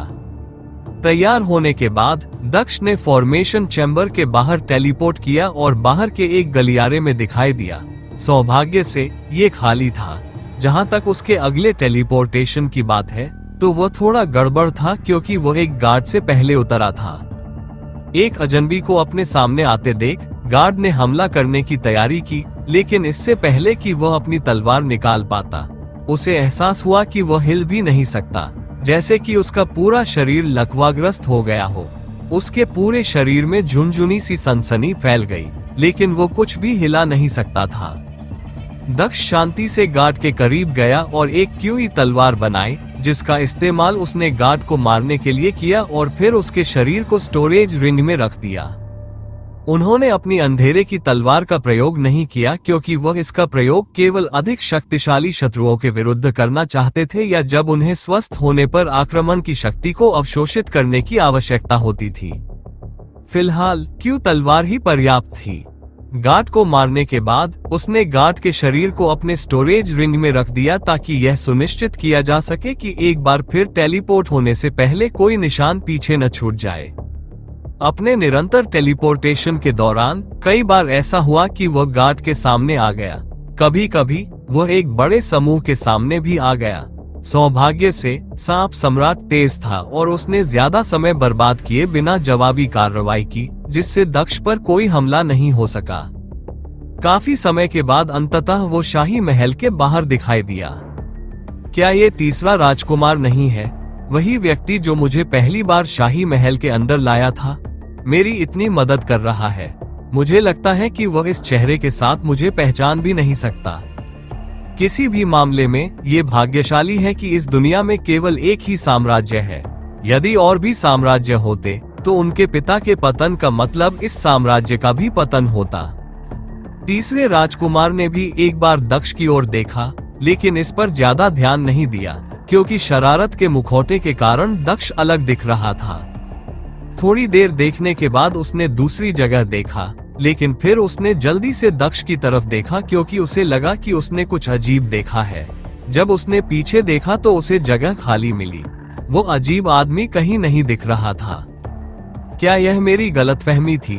तीसरे राजकुमार ने सोचा और फिर उसने अपना सिर हिलाया और फिर आह भरते हुए महल के अंदर वापस चला गया। क्या तुम अंगूठी से उसकी आभा प्राप्त करने में सफल रहे? अमर के 4 दूतों में से एक ने उस व्यक्ति से पूछा जिसके हाथ में एक बक्से के अंदर अंगूठी थी। 1 मिनट रुको, इस खजाने को काम करने में थोड़ा अधिक समय लगता है। बस रुको, अगर दक्ष वास्तव में वैसा ही है जैसा महिला ने कहा है, तो हम इस खजाने के माध्यम से उसकी आभा का कोई निशान नहीं खोज पाएंगे। लेकिन अगर वह जीवित है तो 5 मिनट के भीतर हमें एक निशान मिल जाएगा। चौथे दूत ने दूसरों से कहा, जो उत्तर पाकर चुप हो गए। कुछ और मिनट बीतने के बाद चौथे दूत की उत्साहित आवाज से अंततः चुप्पी टूटी। मैंने उसे ढूंढ लिया, निशान सचमुच मौजूद है। वो महिला निश्चित रूप से झूठ बोल रही थी। ये बेहतर है, हम आभा पथ का अनुसरण करेंगे, प्रथम दूत ने कहा। चारों दूत एक बार फिर रवाना हुए, इस बार डू साम्राज्य की ओर, एक ऐसे निशान के साथ जिसका कोई नामो निशान नहीं मिटने वाला था। एकमात्र स्थान जहां निशान समाप्त हो सकता था वो स्थान था जहां दक्ष ने इस दुनिया को छोड़ा था। दुर्भाग्य से वो स्थान टेलीपोर्टेशन संरचना के ठीक ऊपर था, जो एक बार फिर इन दूतों को उस दुनिया में लाने वाला था जहां दक्ष गया था। जब दूत दक्ष के समान दुनिया में थे तो ये फिर से वैसा ही होने वाला था क्योंकि वे फिर से उसी दुनिया में होने वाले थे। दक्ष ने अपनी दुनिया के एस्टेरिया साम्राज्य को छोड़ दिया, इससे पहले कि वह सांप सम्राट को बड़ा होने का आदेश देता। आखिरकार ये खत्म हो गया और वह आजाद हो गया। जो लोग उसका पीछा कर रहे थे वे उस तक नहीं पहुंच सके। क्योंकि उसे विश्वास था कि अब वह सुरक्षित है, क्योंकि वो उस स्थान से बहुत दूर है। जहां तक इस दुनिया की बात है तो यहाँ कोई भी ऐसा नहीं था जो उसे चुनौती दे सके, इसलिए उसे इसकी परवाह नहीं थी। सर्प सम्राट के ऊपर बैठकर वो महाद्वीप के दूसरे छोर की ओर रवाना हो गया। छोटे स्नेकी, क्या तुम अब महासागर पार कर सकते हो क्योंकि तुम मजबूत हो, या मुझे फिर से जहाज से यात्रा करने की जरूरत है? दक्ष ने सांप सम्राट से पूछा जब वह बादलों से घिरे आकाश को देखते हुए अपनी पीठ के बल लेटा हुआ था। तुम छोटे स्नेकी हो, तुम्हारा पूरा परिवार छोटा स्नेकी है। मुझे स्नैक मोनाक कहो, स्नैक मोनाक ने जोर देकर कहा। उसका जवाब सुनकर दक्ष मुस्कुराए बिना नहीं रह सका। तुम कभी नहीं बदलोगे। ठीक है लॉर्ड स्नेकी, कृपया मेरे सवालों का जवाब दे, उन्होंने कहा। फिर से मुझे स्नेकी कहना बंद करो, इससे मैं तुम्हारे पालतू जानवर जैसा लगता हूँ। अगर तुम मुझे किसी उपनाम से बुलाना चाहते हो तो मुझे उस नाम से बुलाओ जो तुमने मुझे दिया है, या मुझे दुनिया का सबसे सुंदर सांप सम्राट कहो, ये भी ठीक रहेगा। सांप सम्राट ने जवाब दिया। नहीं स्नेकी, तुम्हारे लिए बहुत बेहतर है। वैसे भी मुझे जवाब दो, क्या तुम अब समुद्र पार कर सकते हो क्योंकि तुम मजबूत हो? मुझे नहीं लगता कि हमें समुद्री राक्षसों के बारे में चिंता करने की जरूरत है, लेकिन फिर भी मैं तुमसे सुनना चाहता हूँ। हाँ, अब मैं बहुत ताकतवर हो गया हूँ। मुझे लगता है कि मैं आसानी से समुद्र पार कर सकता हूँ और वापस आ सकता हूँ। इसकी चिंता मत करो। वे मुझे बिना किसी कारण के स्वर्ग को लुभाने वाला सबसे ताकतवर सम्राट नहीं कहते, सांप सम्राट ने गर्व से कहा। हाँ, तुम्हारे नाम लगातार भव्य होते जा रहे हैं स्नेकी, लेकिन ये ठीक है। किसी भी मामले में जब तक हम इस महाद्वीप के अंत तक पहुंचेंगे तब तक मैं भी ठीक हो जाऊंगा और लड़ने के लिए तैयार हो जाऊंगा, इसलिए कोई भी हमें रोक नहीं सकता, दक्ष ने सहमति जताते हुए कहा।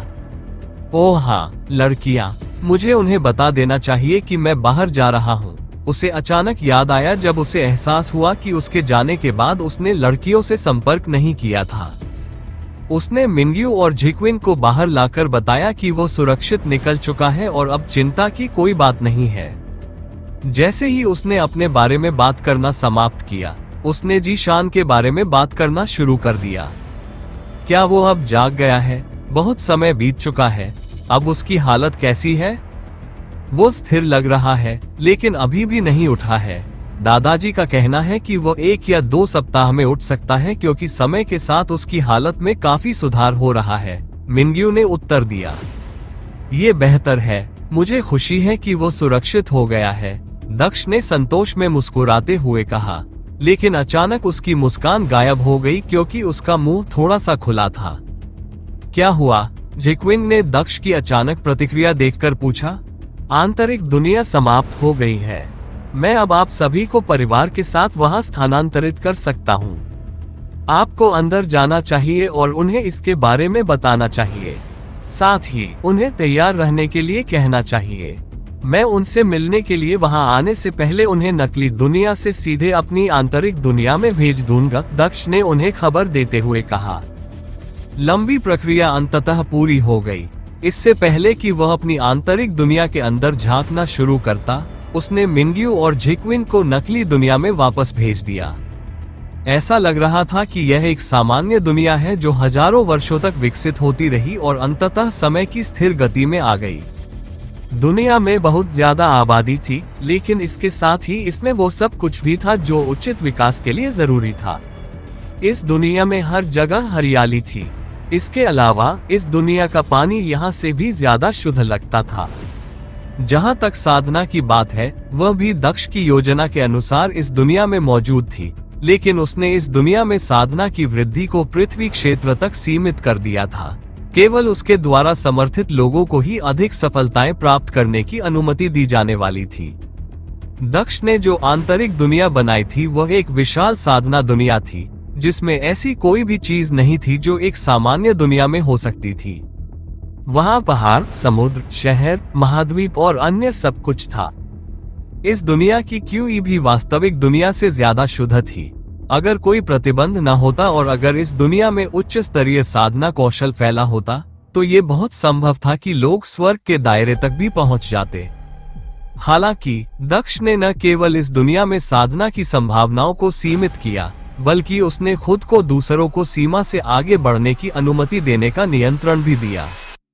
हालांकि उन्होंने यह अधिकार किसी को नहीं दिया, ताकि यह सुनिश्चित हो सके कि कोई भी उनके परिवार के खिलाफ खड़ा न हो सके। केवल अपने परिवार के बढ़ने के साथ ही वो दहलीज बढ़ाने जा रहा था। चूंकि उसके परिवार के सदस्य स्वर्ग क्षेत्र के साधक बन गए थे, इसलिए उसने पृथ्वी क्षेत्र में दहलीज को बनाए रखा। जैसा कि उसने तय किया था कि जैसे ही उसका परिवार संत क्षेत्र में प्रवेश करेगा, वो स्वर्ग क्षेत्र में जाने के लिए दूसरों के लिए दुनिया की दहलीज को बढ़ा देगा। मिंग्यू और झिकविंग ने दुनिया में प्रवेश किया और उन्हें वो सब बताया जो दक्ष ने उन्हें बताया था। ये समाचार सुनकर कि उन्हें वास्तविक दुनिया में स्थानांतरित किया जा रहा है, इस दुनिया के लोग कुछ हद तक उत्साहित थे, विशेष रूप से परी कबीले के लोग जिन्हें यहाँ लाया गया था। दक्ष का परिवार भी खुश लग रहा था, क्योंकि वे न केवल नए लोगों से मिलने जा रहे थे और अंततः भीड़ और समाज के साथ घुलने मिलने जा रहे थे, बल्कि सबसे महत्वपूर्ण बात यह थी कि दक्ष की वजह से अब दक्ष दुनिया में नियमित रूप से उनसे मिलने में सक्षम था। वे आखिरकार अपने पुराने दिनों का अनुभव कर सकते थे, जब वे अपने परिवार के साथ समय बिताते थे। चीजें सामान्य होने जा रही थी। आखिरकार शांति वापस आने वाली थी। सभी ने उन चीजों को तैयार करना शुरू कर दिया जिन्हें वे अपने साथ नई दुनिया में ले जाना चाहते थे। सभी लोग अंततः जाने के लिए तैयार हो गए और सामान को भंडारण कक्ष में रख दिया गया। दक्ष नकली दुनिया के अंदर नजर रख रहा था, सभी के तैयार होने का इंतजार कर रहा था। जब सभी ने अपना काम पूरा कर लिया, तो उसने तुरंत काम शुरू कर दिया। उसने सभी को एक साथ इनर वर्ल्ड में भेजा, लेकिन उसने उन्हें इनर वर्ल्ड के सबसे साधन संपन्न शहर के अंदर नहीं भेजा। उसने उन्हें शहर के बाहर ही टेलीपोर्ट किया था। तेज प्रताप ने अपने आसपास के खालीपन को देखा। दूर दूर तक उन्हें एक शहर दिखाई दे रहा था। उसने हमें यहाँ भेजा है, शहर में क्यों नहीं? महेंद्र प्रताप ने उलझन में पूछा। चलो यहीं प्रतीक्षा करते हैं और शहर में प्रवेश नहीं करते। मुझे लगता है कि हमें यहाँ भेजने के पीछे उसका कोई कारण होगा, तेज प्रताप ने सिर हिलाते हुए कहा। दादाजी सही कह रहे हैं। जैसे ही ये शब्द लांगरेन के घर से निकले, एक और आवाज उनके चारों ओर गूंजने लगी। उसके बाद एक शरीर उनके सामने आकार लेने लगा, जो अंततः दक्ष जैसा दिखने लगा। लिटिल गाय, तुम यहाँ हो, यहाँ आओ, तेज प्रताप ने हंसते हुए कहा और तुरंत दक्ष को गले लगा लिया। जैसे ही तेज प्रताप ने दक्ष को मुक्त किया, उसे और भी कसकर गले लगा लिया गया। आखिरकार तुम हमारे साथ हो, पल्लवी ने दक्ष से कहा और उसे ऐसे गले लगाया जैसे उसने सालों से ऐसा नहीं किया हो। चिंता मत करो माँ, अब मैं अक्सर यहाँ आ सकता हूँ। मैं इस दुनिया का भगवान हूँ। मैं यहाँ के कानूनों को नियंत्रित कर सकता हूँ और खुद को प्रकट करके चला सकता हूँ। यहाँ मुझ पर कोई प्रतिबंध नहीं है, दक्ष ने अपनी माँ को गले लगाते हुए कहा। मुझे भी तुम्हारी बहुत याद आती थी। एक लंबे आलिंगन के बाद उसने अपनी माँ को मुक्त किया और महेंद्र प्रताप की ओर देखा, जो बेहोश जीशान को अपनी बाहों में उठाए हुए था। पिताजी, क्या आप ठीक हैं? दक्ष ने अपने पिता से पूछा, जबकि उसने जीशान की कलाई पर अपनी उंगली रखी, उसके शरीर का परीक्षण किया। अब जब तुम यहाँ हो तो मैं ठीक हूँ। जहाँ तक तुम्हारे दोस्त की बात है, मैं उस पर भी नजर रख रहा हूँ। वह अभी काफी स्थिर लग रहा है, उसे जल्द ही उठ जाना चाहिए। महेंद्र प्रताप ने मुस्कुराते हुए जवाब दिया। उसने दक्ष को गले नहीं लगाया क्योंकि जीशान उसकी बाहों में थी। तुम सही हो, उसका शरीर ठीक है। जहां तक उसकी चेतना का सवाल है, वह देख सकता है कि वह जागने लगी है। जल्द ही वह बाहर आ जाएगा। वैसे भी इस दुनिया में लोग हैं।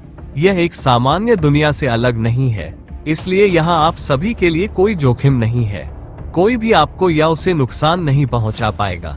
सभी कठिन समय खत्म हो गए हैं, दक्ष ने अपने दोस्त की कलाई को मुक्त करते हुए कहा। तुम एक स्वर्गीय क्षेत्र साधक बन गए और यहाँ तक कि इतनी भव्य आंतरिक दुनिया का निर्माण भी किया। मैं वर्णन नहीं कर सकता कि मैं कितना आश्चर्यचकित और गौरवान्वित हूँ। महेंद्र प्रताप ने गर्व से दक्ष की ओर इशारा किया। हा, बिल्कुल, इसमें चौंकाने वाली क्या बात है? वह मेरा पोता है। उसे महान होना चाहिए था। अगर वह महान नहीं होता तो यह आश्चर्य की बात होती। तेज प्रताप जोर से हंसा और कहा, बेशक दादाजी, मैं आपको निराश नहीं कर सकता, दक्ष ने जवाब दिया। लेकिन मेरा एक सवाल था, आप इसे शहर में क्यों नहीं लाए, यहाँ क्यों लाए? महेंद्र प्रताप ने उत्सुकता से पूछा। ऐसा इसलिए है क्योंकि ये दुनिया हजारों सालों से महान इतिहास के साथ विकसित हुई है। उनकी अपनी यादें और जीवन है। मैं इस दुनिया की हर चीज के साथ खिलवाड़ कर सकता हूँ, लेकिन उनकी यादों के साथ नहीं। इसलिए आपको सीधे वहां लाना और उसके परिणाम थोड़े अनिश्चित होते, दक्ष ने शहर की ओर देखते हुए समझाया। आप सभी उन सभी से बहुत अधिक शक्तिशाली हैं, इसलिए आप आसानी से जो चाहे कर सकते हैं, लेकिन मैं ऐसा नहीं चाहता। मैं चाहता हूं कि आप सभी का इस शहर के साथ दोस्ताना रिश्ता हो और आपको किसी भी चीज के बारे में तनाव न हो। मैं चाहता हूं कि हर कोई आपको पड़ोसी के रूप में देखे, न कि किसी अजीब विसंगति के रूप में। इसलिए मैं आपको सीधे वहां नहीं भेजता। उन्होंने आगे कहा, तो फिर हम अंदर कैसे जाएंगे? तेज प्रताप ने पूछा। सरल है, हम दूसरे शहर से आए यात्रियों की तरह सामान्य रूप से प्रवेश करेंगे। यह मेरी दुनिया है और मैं इसके बारे में सब कुछ जानता हूँ। मैं आसानी से चीजों को व्यवस्थित कर सकता हूँ, दक्ष ने हाथ हिलाते हुए उत्तर दिया। उसके हाथों के एक झटके से दर्जनों गाड़ियां उनके पास आ गईं, जिनमें ढेर सारा सामान भरा हुआ था, मानो वे सामान उन लोगों का हो जो पलायन कर रहे थे। जाओ और गाड़ी में बैठो, मैं तुम्हारे साथ आ रहा हूँ, मैं सब कुछ संभाल लूंगा, दक्ष ने गाड़ियों की ओर इशारा करते हुए कहा। बिना ज्यादा सवाल पूछे सभी ने उसकी बात सुनी और गाड़ी में बैठ गए। दक्ष भी अपने माता पिता के साथ गाड़ी के अंदर घुस गया। गाड़ी रॉयल सिटी की ओर बढ़ने लगी, जो पूरी दुनिया में सबसे महत्वपूर्ण शहर था। शहर के प्रवेश द्वार पर गार्डों ने गाड़ी को रोक दिया। क्या मैं आपके यहाँ आने का उद्देश्य पूछ सकता हूँ? सिटी गार्ड ने दक्ष से, जो गाड़ी से उतर चुका था, उनसे बात करने के लिए कहा। हम दूर स्थित त्रिची राज्य से यहाँ आकर बसे हैं। ओह, कोई बात नहीं, फिर शहर में खूब मौज मस्ती करो। वैसे तुम्हें याद दिला दूं कि शहर में जमीन खरीदने के लिए तुम्हें बहुत सारा सोना चाहिए होगा, और अगर तुम्हारे पास जमीन नहीं है तो तुम्हें 1 महीने से ज्यादा शहर में रहने की इजाजत नहीं दी जाएगी। यही एकमात्र नियम है, कृपया इसे याद रखो। तुम अंदर जा सकते हो, गार्ड ने दक्ष को बताया और वह एक तरफ हट गया। बेशक, मुझे ये पता है, मैं इस दुनिया और यहाँ तक कि तुम्हारे बारे में भी सब कुछ जानता हूँ, दक्ष ने पीछे हटते हुए सोचा। वो यहाँ अपनी आवश्यकता अनुसार उतना पैसा कमा सकता था, इसलिए उसे कोई चिंता नहीं थी। इसके अलावा उन्होंने ये भी सुनिश्चित किया था कि इस दुनिया में नैतिकता हो। उनके द्वारा बनाई गई दुनिया में भ्रष्टाचार नहीं था, कम से कम बड़े पैमाने पर तो नहीं। यहाँ जमीन खरीदने या अन्य कोई परेशानी पैदा करने का अधिकार पाने के लिए किसी को रिश्वत देने या राजपरिवार को धन देने की कोई जरूरत नहीं थी। चूंकि प्रवेश का स्पष्टीकरण उपयुक्त पाया गया, इसलिए सभी नियमों की व्याख्या के बाद गाड़ियों को अंदर जाने की अनुमति दी गई। दक्ष सीधे एक बड़ी हवेली में गया जो खाली पड़ी थी। वह अपने परिवार से मिलने से पहले ही शहर में आ चुका था और हवेली खरीदने। हेलो दोस्तों, ये हमारा वीडियो है। वीडियो को आप ले सकते हैं, हमें कोई समस्या नहीं है। नॉवेल ऑफ किंग चैनल को सब्सक्राइब करें, लाइक, शेयर और ज्यादा से ज्यादा कमेंट करना। अगले पार्ट के लिए धन्यवाद। के लिए हवेली के मालिक को पैसे दे चुका था। ये हवेली रॉयल पैलेस के बाद शहर की सबसे बड़ी हवेली थी, लेकिन इसके लिए उन्होंने उतना ही पैसा दिया था। अब चूंकि जमीन उनके पास थी, इसलिए उन्हें कोई परेशानी नहीं हुई और उन्होंने अपने परिवार को उस विशाल भवन में बसाया जो इतना बड़ा था कि उसमें आसानी से हजारों लोग रह सकते थे। पड़ोस भी बहुत अच्छा और समृद्ध था, जहां लोग बिना किसी झगड़े के रहते थे। ठीक है दादाजी, यह वह स्थान होगा जहां लॉन कबीले की स्थापना होगी। मुझे यकीन है कि आप हमारे कबीले की प्रतिष्ठा को हर जगह फैला सकते हैं। मैं यहाँ हस्तक्षेप नहीं करूंगा, लेकिन मुझे विश्वास है कि आप इसे संभाल सकते हैं। सबसे पहले कल इस साम्राज्य के राजा से मिलो और उसके साथ एक अच्छा साधना कौशल साझा करो। कोई भी पृथ्वी स्तर का साधना कौशल पर्याप्त होगा क्योंकि वे बहुत दुर्लभ है। इसके अलावा ये भी सुनिश्चित करें कि आपकी छवि एक महान साधक की हो, जो लालच से मुक्त हो और जो सिर्फ साधना की कला को चारों ओर फैलाने में रुचि रखता हो। साथ ही अपनी शक्ति का कुछ अंश भी दिखाए, ताकि यह सुनिश्चित हो सके कि राजा आपको जानता हो और आपका सम्मान करता हो। दक्ष ने तेज प्रताप को बहुत सी सलाह दी, क्योंकि वह यहाँ कबीले का नेता बनने जा रहा था। वह चाहता था कि उसके दादा को यहाँ कबीले की स्थापना में सभी उपलब्धियां मिले। वह जानता था कि अगर वह हस्तक्षेप करता है तो चीजें आसान हो जाएंगी, लेकिन तेज प्रताप को शायद लगेगा कि वह कबीले का नेता बनने के योग्य नहीं है। वह चाहता था कि चीजें वैसी ही हो जाएं जैसी वे शुई साम्राज्य में थी, जहां उसके दादा परिवार और शहर में सबसे शक्तिशाली विशेषज्ञों में से एक थे। मैं ये करूंगा, चिंता मत करो, तुम निश्चिंत रहो, तेज प्रताप ने दक्ष से आत्मविश्वास से कहा। ये बेहतर है। जहां तक मेरी बात है, मुझे यहाँ से चले जाना होगा, क्योंकि मुझे बाहरी दुनिया पर भी नजर रखनी है। अब जब मेरे पास शक्ति है तो मैं नियमित रूप से यहाँ आता रहूंगा। दक्ष ने सभी को विदा देने से पहले अपने दादा से कहा।